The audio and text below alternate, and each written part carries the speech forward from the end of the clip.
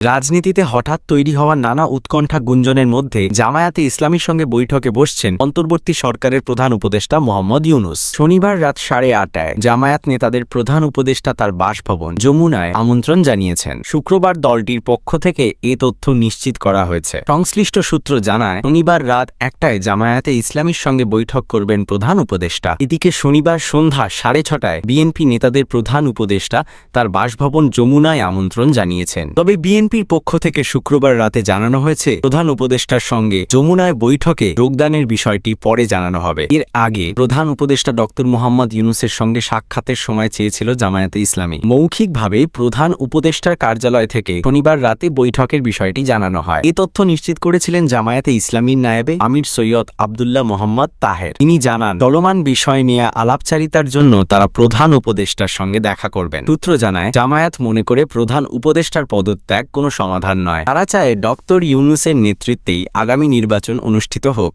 এর আগে উদ্ভূত পরিস্থিতি থেকে উত্তরণের জন্য প্রধান উপদেষ্টাকে একটি সর্বদলীয় বৈঠকের আহ্বান জানিয়েছিলেন জামায়াতের আমির ডক্টর শফিকুর রহমান।